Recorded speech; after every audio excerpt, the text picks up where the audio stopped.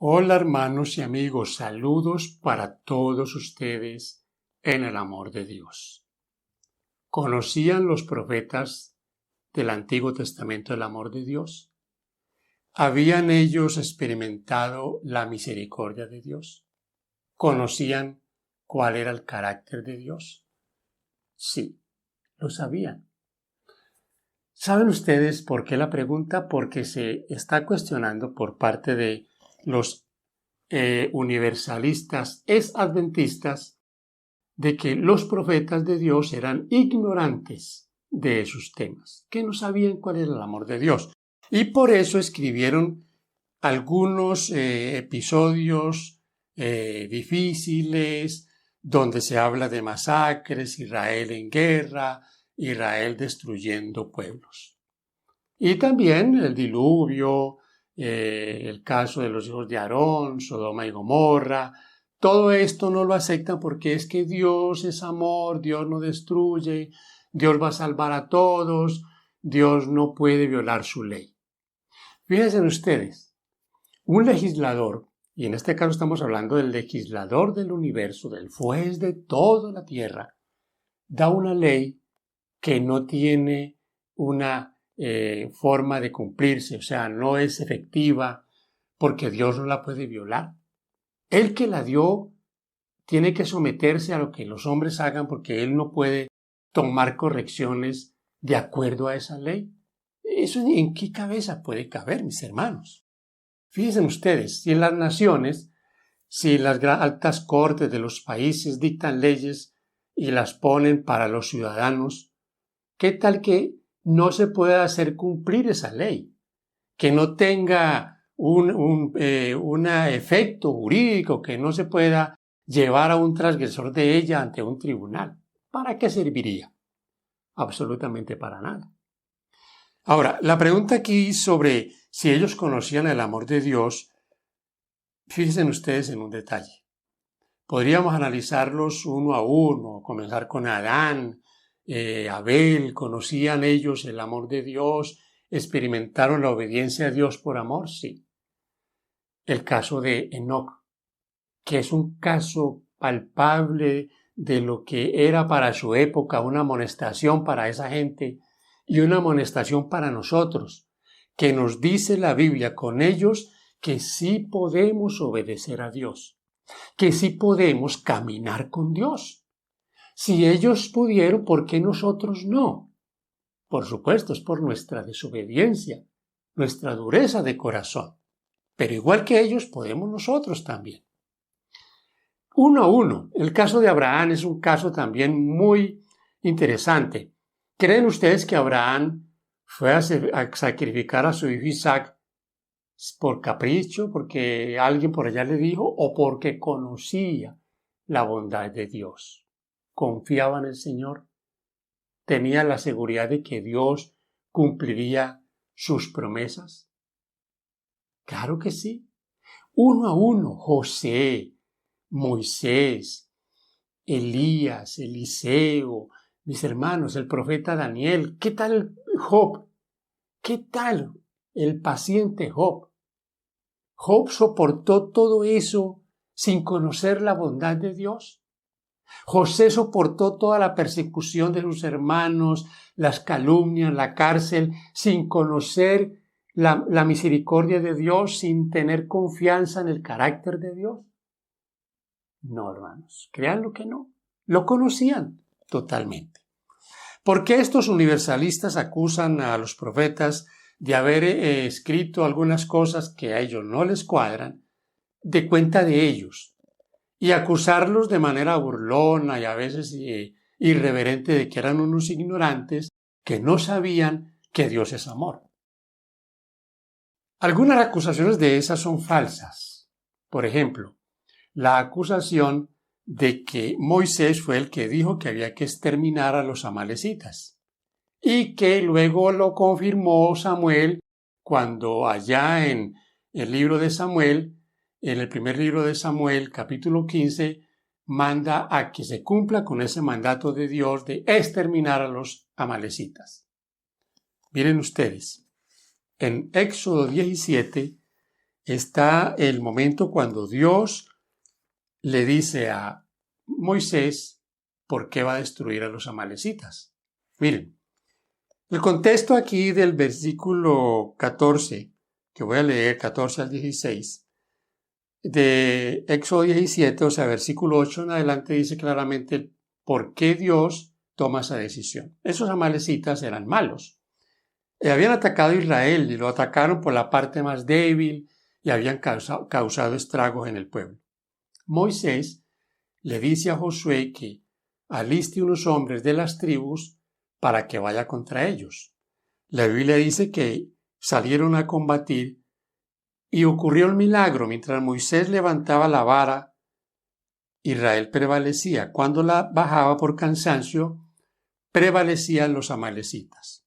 Allí entonces entraron Aarón y aquí dice Hur, que eran los que sostenían la mano de Moisés, y así prevalecía Israel. Pero fíjense lo que dice el versículo 14.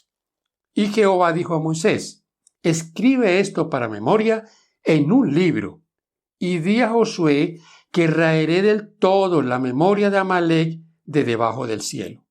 Y Moisés edificó un altar y llamó su nombre Jehová Nisi.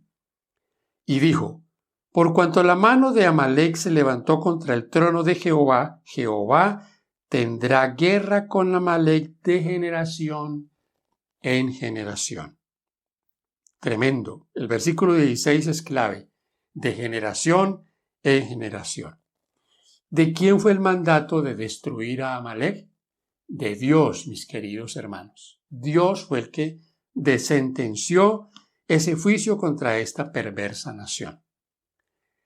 Este mandato se confirma en Deuteronomio 25, versículos 17 al 19. Allí dice Moisés al pueblo que debe cumplir con ese mandato de Dios de raer a los amalecitas.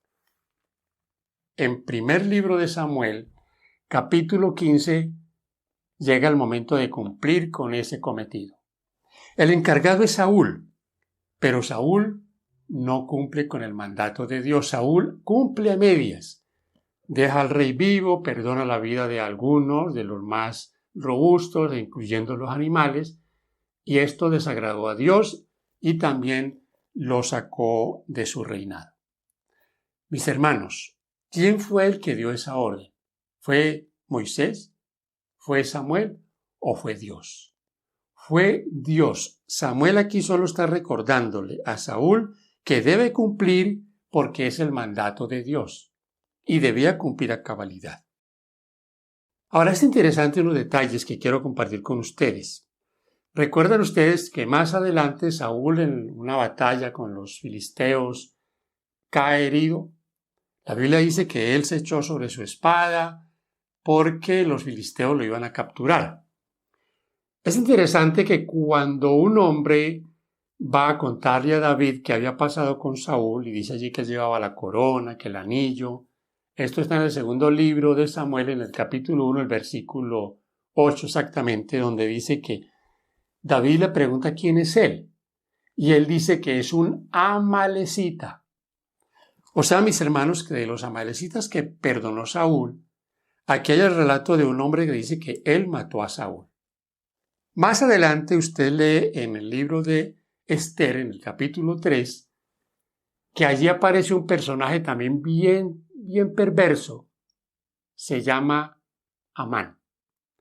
Amán es un enemigo del pueblo de Dios y planea destruir al pueblo de Dios, destruir a los judíos. Este Amán, al estudiar detenidamente su genealogía, era descendiente amalecita. ¿Saben ustedes que en nuestra época moderna, por allá por el siglo XIX, algunos rabinos judíos llegaron a asegurar que los alemanes son descendientes de los amalecitas? ¿Tenía Hitler sangre judía? ¿Parentesco judío? ¿Por qué Hitler odiaba tanto a los israelitas, a los judíos? ¿Por qué planeó su exterminio? ¿Por qué han sido los judíos perseguidos en tantos lugares, en Rusia, en diferentes lugares del mundo, por algunos que los odian. No sé si mis hermanos que esto que está ya en Génesis capítulo 17 versículo 16 de que habría guerra entre Jehová y los amalecitas de generación en generación, se ha visto hasta nuestra época moderna. ¿Hay amalecitas todavía en el mundo? Mis hermanos, los enemigos de Dios siempre han permanecido, siempre han estado. Por alguna razón, Dios planeó exterminar a los amalecitas. Él que conoce todo desde el comienzo hasta el final, sabe lo que es mejor. Mis hermanos queridos, si el mundo está tan lleno de idolatría, de pueblos criminales, malos, de gente tan perversa, habiendo Dios permitido que se destruyeran muchos de estos pueblos idólatras, perversos que habían en esa época, ¿qué tal que hubieran permanecido? Que Dios no los hubiera raído de la tierra, esos pueblos cananitas. Es interesante esto, porque es que, yo repito, Dios conoce el futuro. Miren, hermanos, voy a contarles una pequeña historia. La historia es la que alguna vez escuché de un niño que enfermó y su madre, que era cristiana, comenzó a orar por él y a pedir a la iglesia que orara por el niño. Pasaron semanas, el niño no se mejoraba. Y de tanto orar y ayunar, el niño comenzó a mejorar y se alivió. Lo triste de la historia es que dice que a los 15 años este niño, por el que se había orado tanto y que estuvo a punto de morir, se había convertido en un sicario terrible. Había matado ya a varios hombres, había cometido muchos crímenes y también murió asesinado. Lamentablemente, mató a muchos. La historia ilustra lo que nosotros a veces no vemos, pero que Dios sí ve. Y Dios sabe por qué ha permitido y ha traído esos juicios. ¿Por qué cuestionamos a los profetas? ¿O por qué cuestionarlos?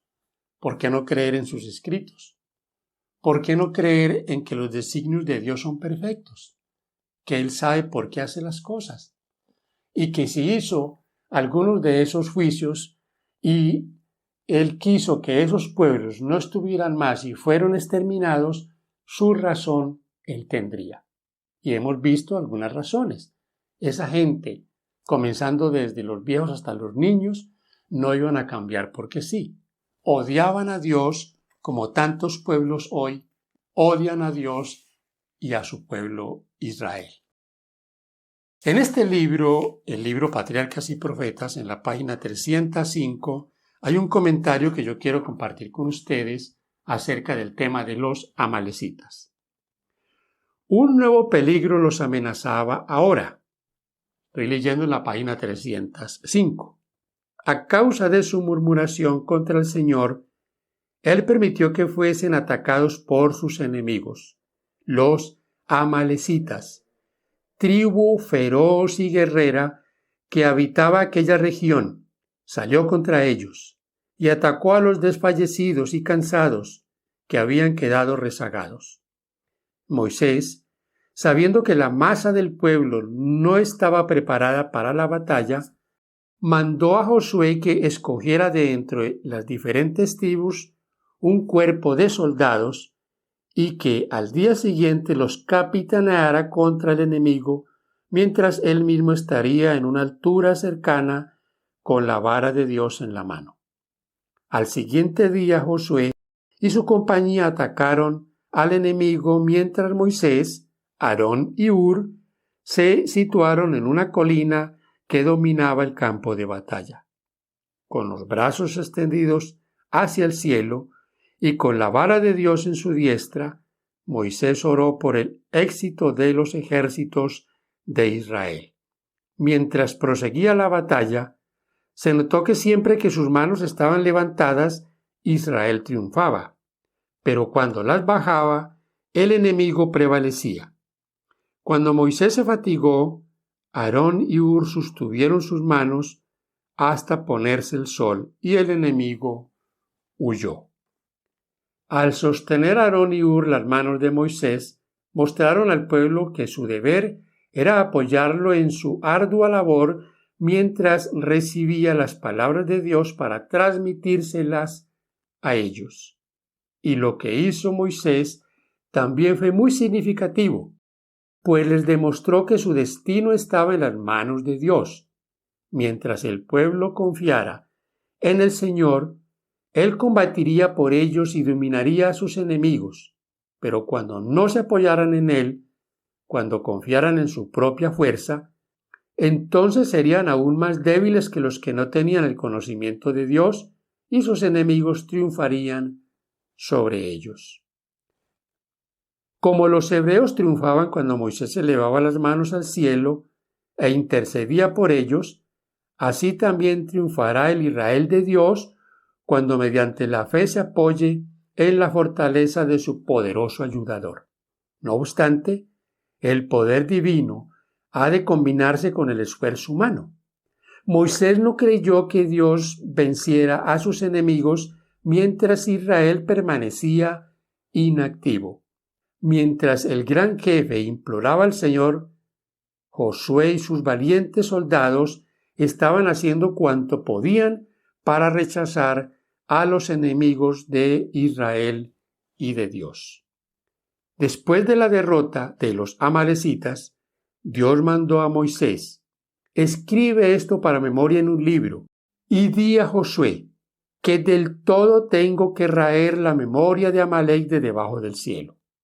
Un poco antes de su muerte, el gran caudillo dio a su pueblo el solemne encargo: acuérdate de lo que hizo Amalec en el camino cuando saliste de Egipto, que te salió al camino y desbarató la retaguardia de todos los flacos que iban detrás de ti, cuando tú estabas cansado y trabajado y no temió a Dios. Raerás la memoria de Amalec de debajo del cielo y no te olvides. Deuteronomio 25, 17 al 19. Tocante a este pueblo impío, declaró el Señor: la mano de Amalec se levanta contra el trono de Jehová. Éxodo 17, 16. Los amalecitas no desconocían el carácter de Dios, ni su soberanía, pero en vez de temerle, se habían empeñado en desafiar su poder. Las maravillas hechas por Moisés ante los egipcios fueron tema de burla para los amalecitas y se mofaron de los temores de los pueblos circunvecinos. Habían jurado por sus dioses que destruirían a los hebreos de tal manera que ninguno escapase, y se jactaban de que el Dios de Israel sería impotente para resistirles. Los israelitas no les habían perjudicado ni amenazado, en ninguna forma habían provocado el ataque, pero manifestar su odio y su desafío a Dios, los amalecitas trataron de destruir al pueblo escogido. Durante mucho tiempo habían sido pecadores arrogantes y sus crímenes clamaban exigiendo venganza. Sin embargo, su misericordia todavía los llamaba al arrepentimiento. Pero cuando cayeron sobre las cansadas e indefensas filas de Israel, sellaron la suerte de su propia nación. El cuidado de Dios se manifiesta en favor de los más débiles, de sus hijos. Ningún acto de crueldad u opresión hacia ellos se pasa por alto en el cielo. La mano de Dios se extiende como un escudo sobre todos los que le aman y temen. Cuídense los hombres de no herir esa mano, porque ella blande la espada de la justicia. Hermanos y amigos, hemos visto claramente que los designios de Dios son perfectos. En este comentario de Elena G. de Foix ella nos presenta claramente qué clase de pueblo era ese y cómo Dios tenía razón al raerlos de la tierra. Odiaban a los hebreos y planearon contra ellos su destrucción. ¿Dios es justo? Totalmente. ¿Sus profetas escribieron inspirados por el Señor? Sí. Toda la Escritura es inspirada por Dios. Esa inspiración vino del cielo. Fue el Espíritu Santo el que les dio la sabiduría para que ellos plasmaran en este libro lo que nosotros necesitamos para nuestra salvación. Que Dios te bendiga, en mi deseo.